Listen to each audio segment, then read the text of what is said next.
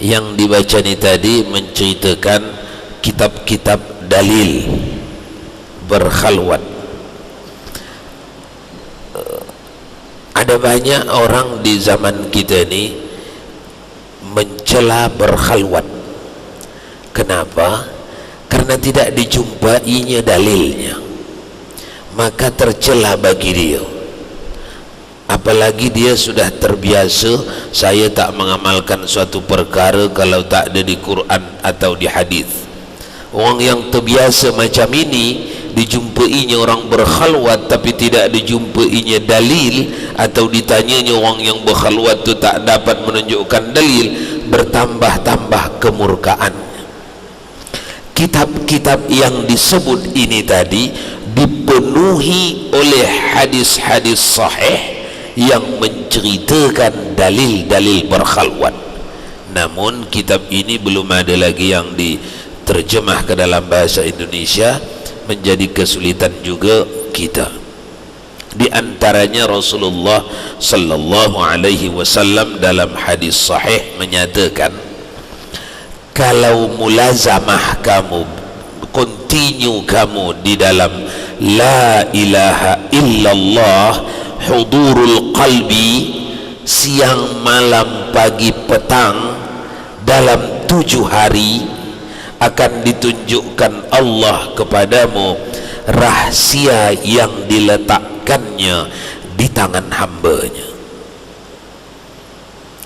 Ada banyak rahsia yang diletakkan Allah di tangan hambanya, tapi kita tidak akan dapat melihatnya, membongkarnya dari hambanya itu, karena tidak akan diletak Allah rahsia di tangan hambanya bila hamba itu tidak ahli di dalam menyembunyikan rahsia itu.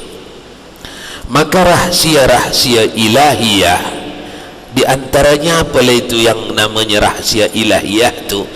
Kenikmatan, kelezatan bermakrifat. Itu tak bisa ditulis, itu tidak bisa disebut, itu bisa dirasa. Kata Rasulullah sallallahu alaihi wasallam dalam hadis sahihnya, siapa yang continue berzikir la ilaha illallah 7 hari 7 malam, hadir hatinya, maka dibuka Allah kepadanya rahsia ma'rifat yang ada, yang disembunyikan Allah pada hambanya.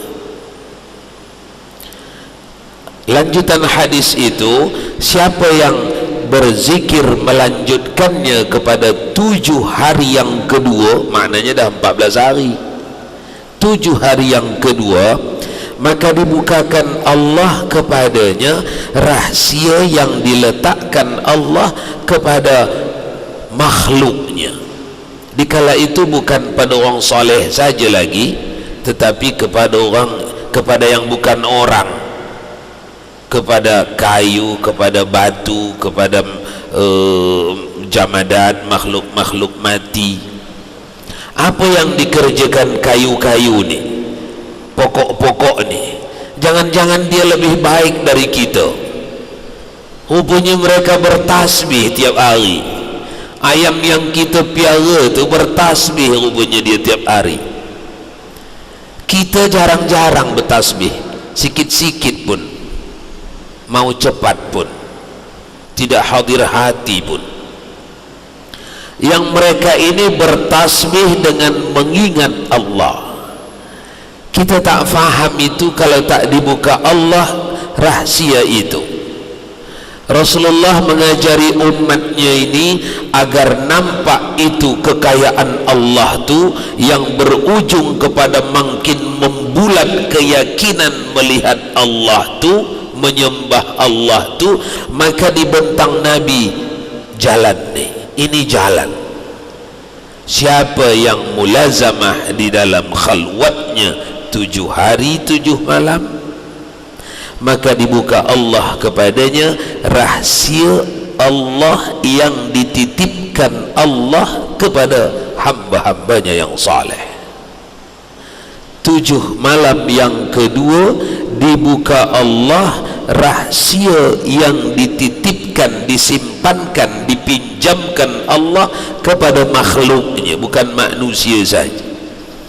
Maka muncullah amalan para ulama as-salikin, orang-orang suluk, membawa muridnya, membawa sahabatnya untuk berzikir. Si pengamal zikir itu dari zaman dahulu tak biasa menghafal hadis dalil tu. Dia percaya je pada guru dia yang membimbing dia tu, dah jalan dia. Sehingga kitab-kitab amalan seperti ini tidak terlihat di sini dalil-dalil setiap satu langkah demi satu langkah amalan, tak ada di sini. Namun di kitab-kitab yang dah disebutkan tadi, nama kitab-kitab oleh Ustaz Abdul Salam tadi dalam bacaan tu, tidak ada amalan ini yang tidak didukung oleh dalil. Semuanya ada dalil. Begitu simpulannya. Oleh kerana itu tuan-tuan, kita mulazamah semampu kita, bermulazamah, continue di dalam zikrullah semampu kita.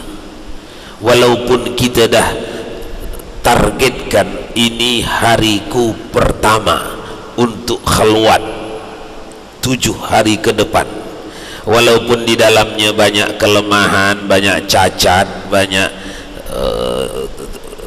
tidak hadir hati, tak ngapa. Namun kita sudah bertekad berjalan. Jalan yang kita lalui ini jalan yang dibentang Nabi, dan jalan yang dibentang Nabi ini jalan yang sudah dilalui ribuan jutaan orang-orang saleh yang berjaya berjalan di sini. Jangan lupa ya, menghadirkan hati seperti yang telah berulang-ulang kita bincangkan dahulu, makna hakikat la ilaha illallah. Masih ingat ya? Itulah hadirkan bisirri wal alaniyah. Di waktu sir, kalau sedang bertugas, sedang apa, tentu sir lah. Tapi ada waktu kosong, alaniyah, zahirkan. Ada tugas lain, sir, tapi di dalam tetap menghadirkan makna. Lakukan itu. Step paling pendek, chapter paling pertama 7 hari, supaya minimal tak pun berjaya kita dalam perjalanan ini, tapi kita tercatat orang yang pernah lalu lalang di jalan raya yang dijalani orang-orang saleh ini. Kita pernah tercatat oleh petugas ikut lalu lalang di sini, walaupun tak sampai-sampai, tak sampai-sampai. Orang jelas sampai, jelas start, jelas finishnya di sana, sampai dia. Ulang lagi, jalan lagi dia. Kita tak sampai-sampai pun. Tak ngapa itu.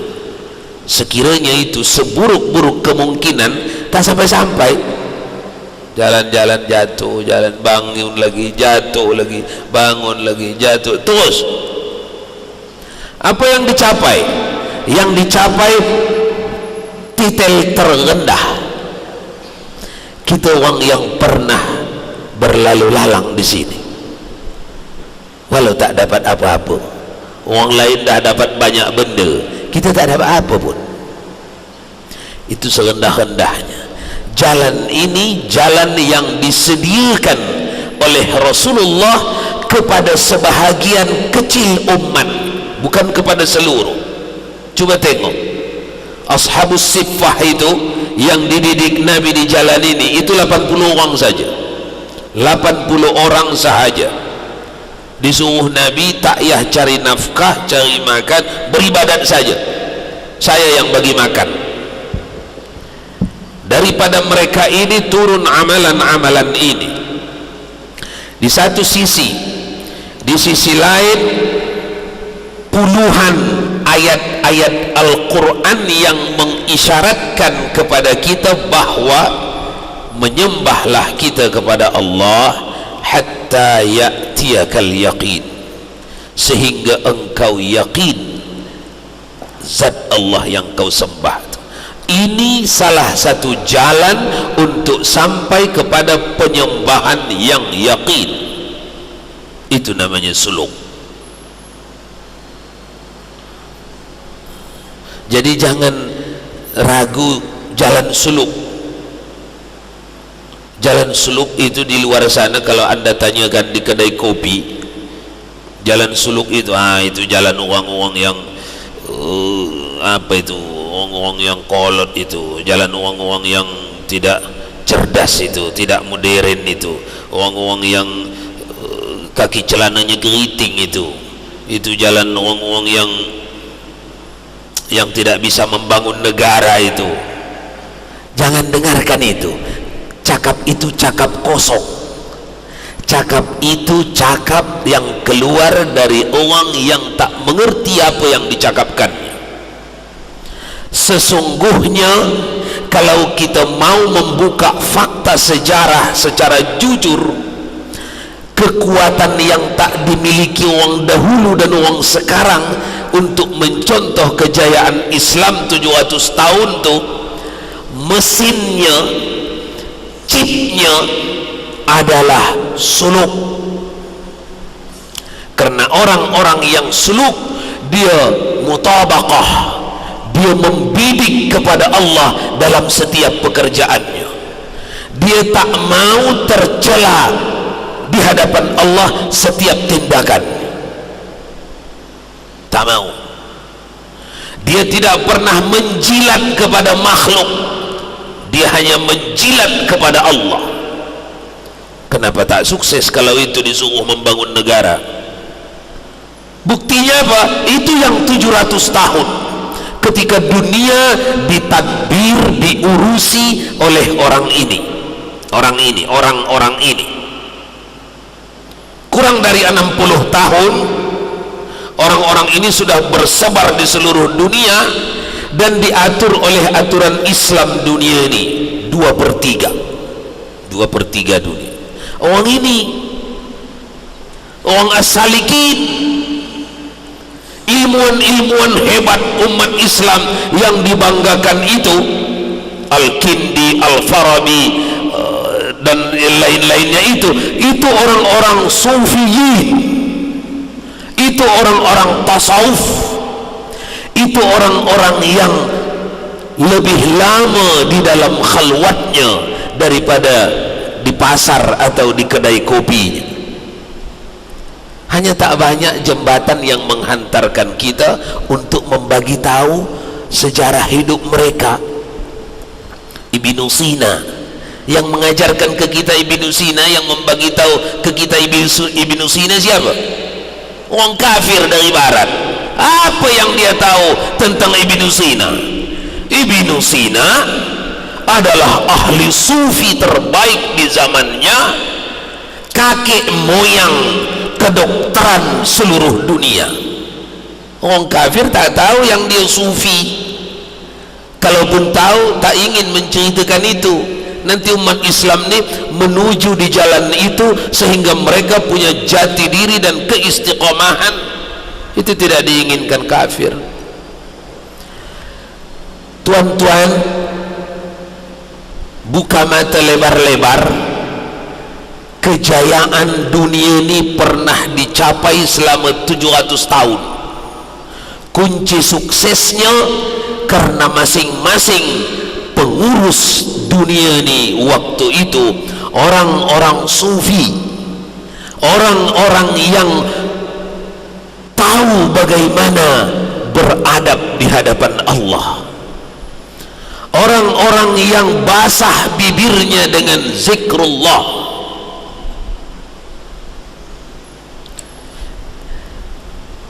Itu yang ditulis di dalam kitab-kitab yang disebut tadi. Lanjut dulu baca, agak laju sikit karena ini kaifiat mengamalkan saja ini, teknik luar saja ini, cara zahir, cara mengamal yang zahirnya ini. Lanjut. Dan lagi menyebutkan di dalam risalah ini akan sekurang-kurang orang yang berhalwat dan sebanyak-banyaknya itu dengan katanya, dan sekurang-kurang orang yang ada ia masuk di dalam halwat itu 3 hari dan 3 malam. Adapun sebanyak-banyaknya maka yaitu tiada baginya had, tetapi yaitu atas sekedar yang dikuasakan akan dia oleh Allah Ta'ala, dan mengambil sebab hamba Allah itu di dalam atas sekedar yang disediakan akan dia oleh Allah Ta'ala di dalam lauh mahfudnya itu, hingga jangan disangka bahwa 40 hari sehingga had berhalwat, tetapi adalah 40 hari itu pada setengah kaum, yaitu sekurang-kurang berhalwat.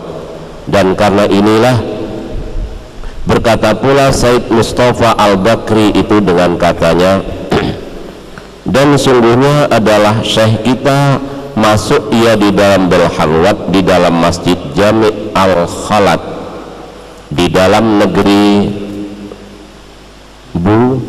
Bulak, di dalam negeri Bulak 90 hari dan 90 malam.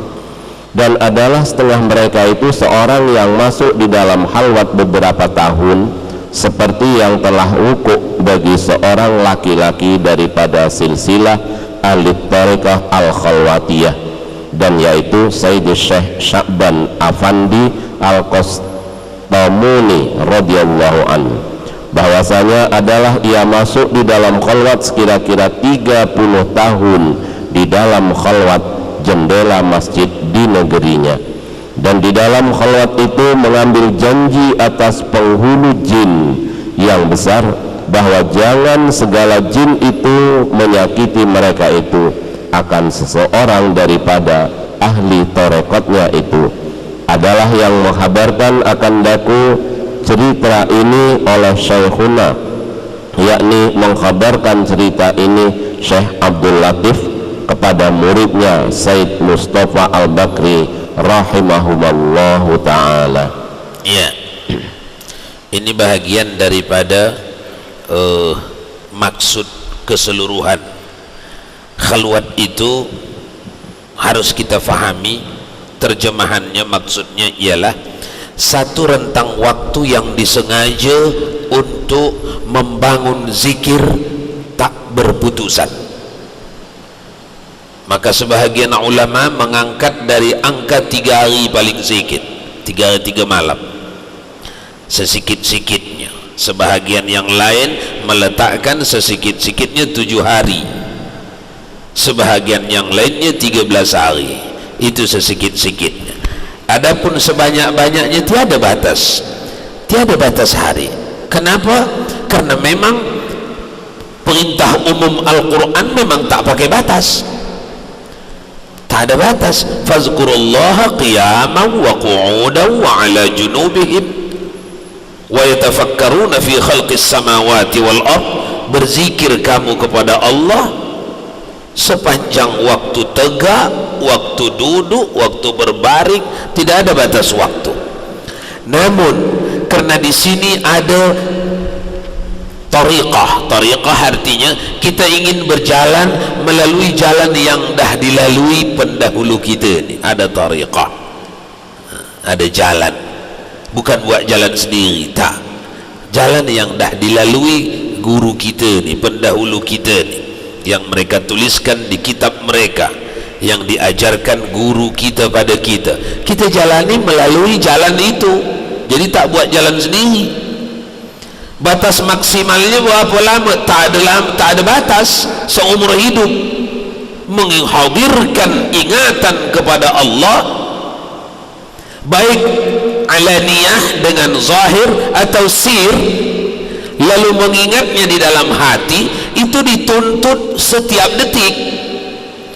Karena pada hitungan orang awam sekalipun, kalau tengah hadir ingatan kepada Allah, Allah, Allah, orang yang macam ini diajak mencuri, Biasanya orang ni berfikir,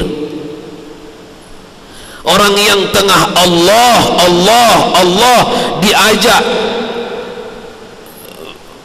mengambil hak orang lain, dia tak mau.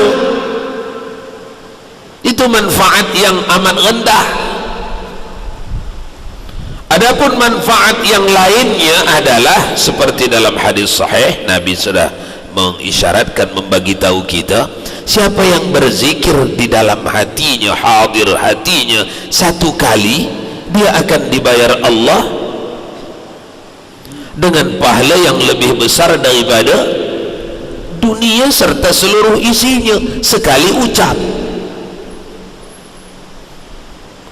Di hadis yang lain Rasulullah menyebutnya di majlis zikir. Arti majlis zikir, lebih dari 2 orang berkumpul-kumpul mereka, lalu mereka membaca zikrullah, apakah itu la ilaha illallah, subhanallah, atau salawat, atau baca Quran, itu semuanya majlis zikir. Di majlis zikir, dimanapun turun ada majlis zikir, kata Rasulullah dalam hadis sahih, diturunkan Allah ke majlis itu 70.000 malaikat. Yang kerja malaikat ni, malaikat rahmah ni, Allahumma ghfir lahum warhamhum, Allahumma ghfir lahum warhamhum. Wahai Allah, rahmati orang ni, ampuni orang ni, rahmati dia. Ampuni orang ni, rahmati dia. Ampuni orang ni, rahmati dia. Itu kalau mampu membuat satu majlis. Oleh kerana itu tuan-tuan, kalau kita jumpa ada majlis zikir, berbahagialah kita kalau terlibat di situ, entah sebagai pesertanya, pembacanya, entah sebagai penyedia air minum, kerana lepas nanti berzikir orang ni mungkin dia haus akan cari minuman, kita sedia minuman, entah penyedia lampu, entah apa, tapi ada keterlibatan kita dengan majlis zikir. Itu satu tindakan yang amat baik. Adapun para ulama, ru'asa, petinggi-petinggi zikir yang disebut tadi dalam bacaan tu, hal yang seperti itu akan sering kita jumpai di dalam kitab-kitab suluk. Hal yang seperti dibaca tadi, seorang ulama yang berzikir 30 tahun, maka datang berkhidmat kepadanya raja jin, itu akan datang, tapi jangan berkhalwat untuk menjadi raja jin. Itu yang salah. Jangan berkhalwat untuk menjadi supaya sakti. Oh, biar bisa saya terbang-terbang, berzikirlah saya. Itu salah. Perkara terbang datang itu urusan Allah. Biar bisa saya mengubat-ubat, berkhalwatlah, itu yang salah. Perkara selepas berkhalwat seseorang di perintah Allah dia mengubat orang lain, itu perkara lain, tak ada salahnya.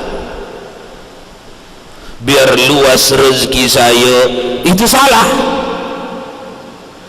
Kalau seseorang diluaskan Allah rezekinya selepas berzikir, itu urusan Allah.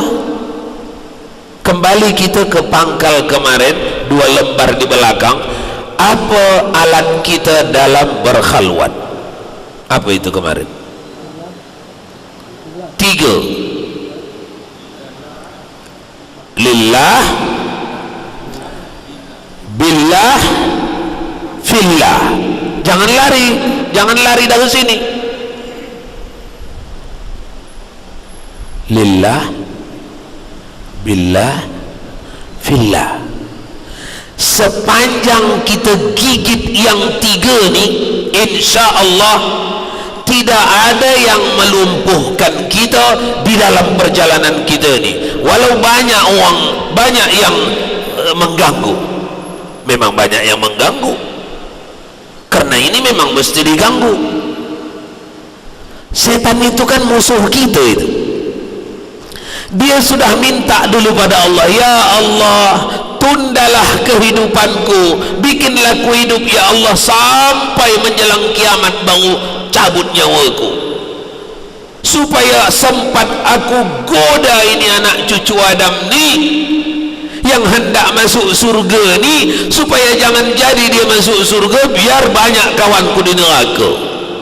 Itu memang sudah permohonan iblis, dan itu dikabulkan Allah. Hanya yang tak dapat kau ganggu adalah orang-orang yang mukhlisin. Mukhlisin itu siapa? Orang yang hanya beramal dia, baik itu amal duniawi, amal ukhrawi, baik itu amal zahir atau amal batin. Ini amal batin. Amal zahir itu cari nafkah, menjaring ikan, beladang, itu amal zahir, itu diperlukan. Ini amal batin, makanan jiwa, ini diperlukan. Kalau orang ini amal zahir atau amal batin, mereka itu mukhlisin lillah, billah, fillah, mereka tidak akan dapat diganggu oleh syaitan. Itu sudah perjanjian dengan syaitan, tak dapat diganggu. Jadi kita sudah diingatkan di awal 3 lembar di belakang kemarin, jangan pernah lari dari 7 hari 7 malam tu, jangan pernah keluar dari pagar yang 3 ni. Aku ini berzikir ni lillah. Apa itu lillah? Yang ku tuju, yang ku cari, yang ku inginkan hanya Engkau wahai Allah. Itu arti lillah.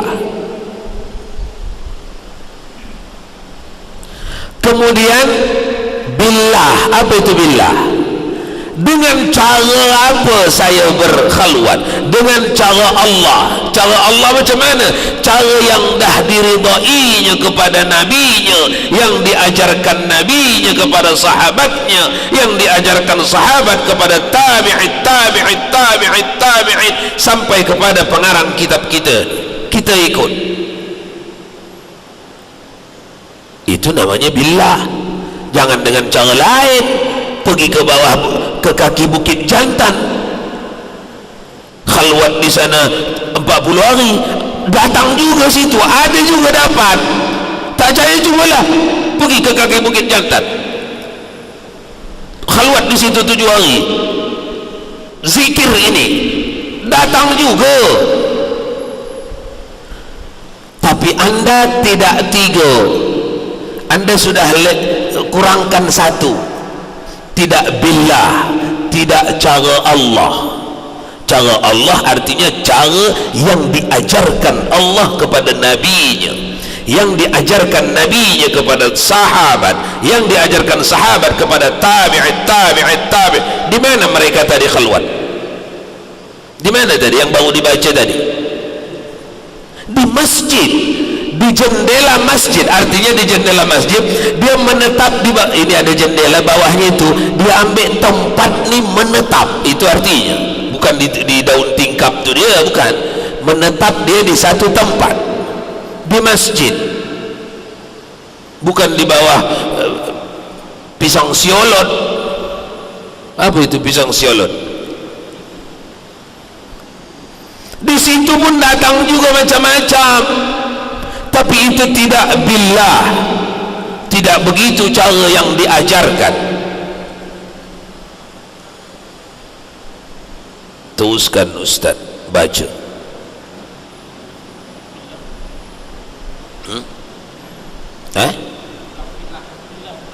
Fillah. Fillah itu harfiahnya kan pada Allah. Lillah karena Allah, billah dengan Allah, maksudnya dengan cara Allah, fillah pada Allah. Pada Allah artinya pada jalan yang diridai, timbangannya syariat. Nanti dalam perjalanan kita di tuan-tuan, kalau seseorang itu ikhlas 7 hari, itu tak pelak. Itu hadis sahih yang menjaminnya, itu bukan kitab ini yang menjamin, hadis sahih yang menjaminnya. Itu nanti akan datang macam-macam saringannya, ambil ke tak ambil, saringannya ada syariat. ada syariat. Datang nanti Wali Songo orang soleh, bantu orang di sana, banyak sana orang sakit, bagi ini sembelih ayam hitam, darahnya itu colekkan sikit di kening dia, atau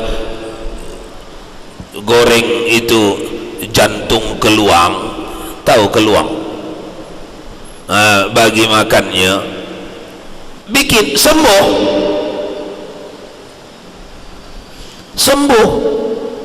Tapi anda tidak fillah. Coba tengok di sini, di syariat kita tidak dibolehkan menggunakan obat dari najis, tinggalkan walaupun sembuh. Ada cara yang kita alami, atau ada benda yang kita dibagi atau kita dijumpakan, acuannya syariat. Kalau tak, jangan pakai, jangan, abaikan dia. Kita tengah berzikir kepada Allah, lalu datang orang mengajak ngobrol. Dalam khalwat kita datang orang yang terhormat mengajak ngobrol, mana duluan diutamakan? Meninggalkan mengingat Allah, melayan orang mengajak ngobrol, itu tak baik. Maka jangan hiraukan dia. Jadi di dalam khalwat tetap mesti ada 3. Siapa yang mengabaikan salah satu yang 3, maka dia akan dapat dimasuki oleh musuh utama kita, yaitu syaitan, yang memang dah berjanji minta ditunda kematiannya sampai ke hari akhir. Orang yang tak khalwat, yang di jalan sana, dia tak diganggu pun tak ngapa. Dia tidak dilihat iblis sedang menuju ke tempat yang terhormat, tak payah diganggu. Jadi jangan anda bingung, Ustaz, saya tengok orang-orang yang berkhalwat ni banyak yang gila.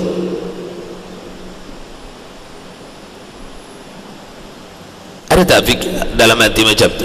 Yang dari kecilnya tak mendalami ini sampai besar, sampai tua, tak gila, dia biasa-biasa saja. Tapi yang mendalami ini banyak gila. Ada tak dalam hati macam tu? Jawabannya, di rumah sakit banyak orang sakit, banyak. Di terminal banyak orang sakit, di terminal di pelabuhan banyak orang sakit. Tak ada, sehat semua, orangnya ramai. Di rumah sakit ramai macam itu, penyakitan semua, sakit jantung, sakit kepala, sakit mata, sakit semua. Maukah anda berkata ini rumah sakit, tempat dokter-dokter berkumpul sini, tempat menyembuhkan orang, tapi di sini lebih banyak pula orang sakit? Udahlah, saya tak maulah mengubat sini. Maukah kita bercakap begitu? Betul tak orang? Betul. Maukah kita berhenti berubat ke rumah sakit lantaran kita jumpai orang ramai ini orang sakit, tak jadi berubat?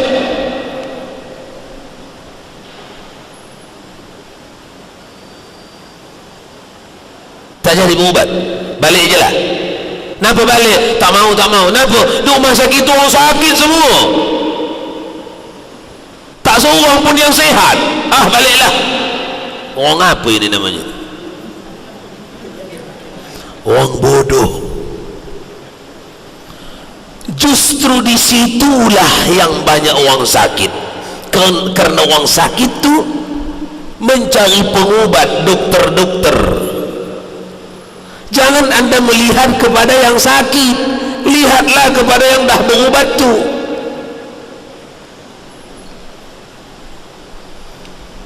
Faham ke tak ini? Ibu-ibu faham? katalah faham biar seru. Faham ke tak ibu-ibu? Jadi jangan mau dihantui syaitan. Ini berkhalwat nih, banyak orang gila dari sini. Itu dihembuskan oleh musuh kita. Jauhkan itu, jauhkan itu. Ya memang berkhalwat ini jalan menuju mulia. Musuh kita membidik. Iblis tak mau diam, dia akan tembak kita sebisa dia. Tapi kita punya bekal untuk pergi sana. Sepanjang bekal kita penuhi, kita tidak akan terkalahkan iblis. Makanya para ulama dari dulu tidak mengajarkan tasawuf, tidak mengajarkan khalwat kalau tak belajar sifat 20 dulu. Tak ada itu zaman dulu. Coba ingat-ingat orang tua kita, begitu buka pengajian langsung sifat 20, mana ada?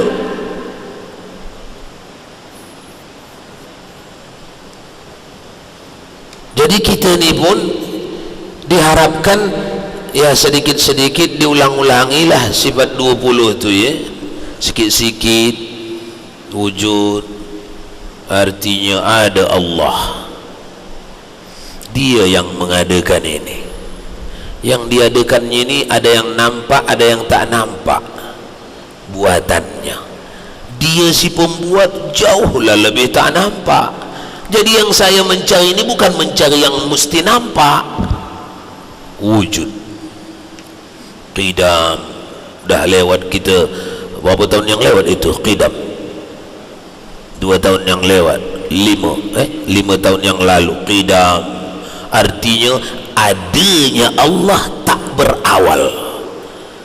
Jadi kalau yang tak berawal itu hanya sah di dalam akal, hanya satu. Kalau 2 tak sah, karena yang salah satu mesti lebih awal dari yang satu. Jadi hanya Allah yang tak berawal. Kalau hanya Allah yang tak berawal, berarti buatannya ini semua.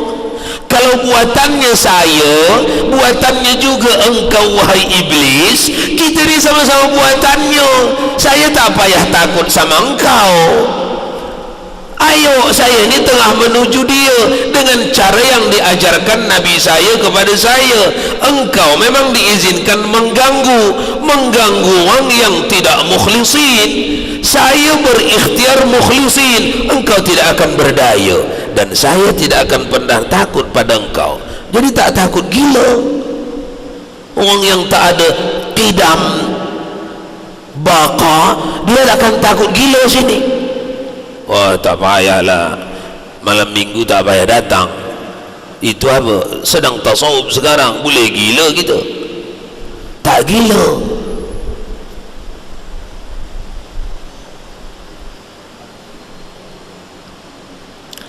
Tuan-tuan mustami'in rahimakumullah, sahabat tidak pernah bisa dikalahkan oleh tabi'in.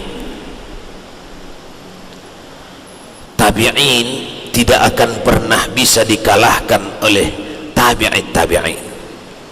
Artinya dalam ilmu, dalam ma'rifat, dalam kebaikan tidak pernah. Artinya sahabat ni, ini orang yang berjumpa langsung dengan Nabi. Ini tidak akan pernah bisa dikalahkan oleh generasi yang di belakangnya. Kenapa? Dia tak jumpa dengan Nabi.